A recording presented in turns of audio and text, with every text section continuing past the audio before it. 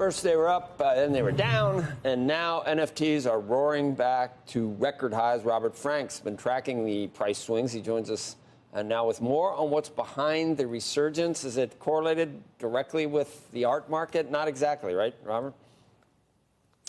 No, it's more correlated to the price of Ether, Joe. That has doubled over the past month and a half, of course, because those two are tied. It has fueled a new boom in NFTs. Look at OpenSea. That's the biggest NFT trading platform. They saw sales top $1 billion in August. That was a record, and 3 times the July sales.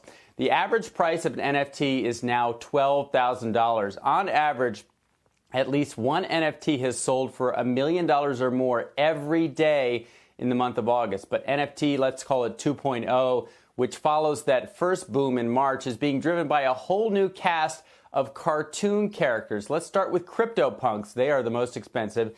They now average $214,000 each, with one trading for more than $7 million. Visa just bought one for $150,000 to better understand the space. That helped the market a lot.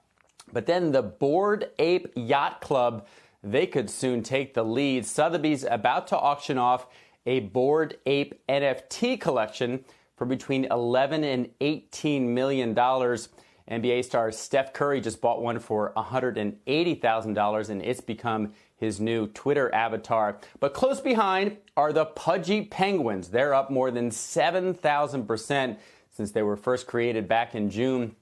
One sold for $500,000 2 weeks ago. That same NFT now listed for $2 million. And if you were unlucky enough to miss that pet rock craze in the 1970s, well, don't worry. An Ether rock just sold to crypto mogul Justin Sun for $611,000.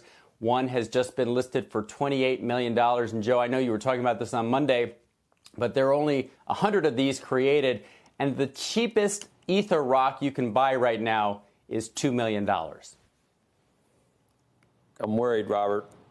I'm really, really, really worried. I'm really worried. And so you pay for it in Ether. So because you use Ether to pay for it, so now that's going up.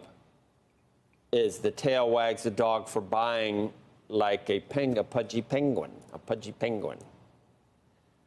Why can't you make pudgy penguins are the new? Why is there any supply constraint on the kind of penguin you can draw? You can make him a captain of a ship. You can make him anything, can't you? Tennis player. Can't you make a penguin? Can't you just make a penguin do whatever you want it to do and then sell it for $1 million? You could, but the original Pudgy Penguins, which you see there, there are only a limited amount of those made. The same thing with the Bored Apes. They promise? The same thing with the Ether rocks. Now, they said, look, this is, but the problem with NFTs, and to your point, the limited edition, these are like prints that we see in the art world.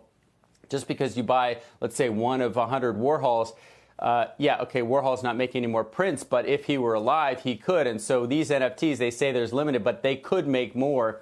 But there's a whole generation that lives online. And if now your status and your flex and your collectibles are online, these could be the new digital world. So it makes sense that for this generation, the collectibles where they want to show their status are also virtual. So it looks ridiculous to us. It looked ridiculous back in March when prices were 1/10 of what they are now. But this thing, at least for now, has legs, and these prices keep going up. Now, there are some people that say maybe these are a small group of people just trading NFTs to each other and helping prices. So I think there's a lot of stuff we don't know and see in this market. But if you just look at prices, you look at OpenSea, they now have 26,000 people on their platform. This looks to be growing. So if you just say that like Charlie Munger or something when he talks about Bitcoin, if you say out loud what you really feel about this, that there's just no way this isn't tulip mania. If you say that, you're just a boomer, right? I would say that when the Wealth Reporter is talking about Pudgy Penguins, it's pretty safe to say we're in a bubble. Shepard Smith here. Thanks for watching CNBC on YouTube.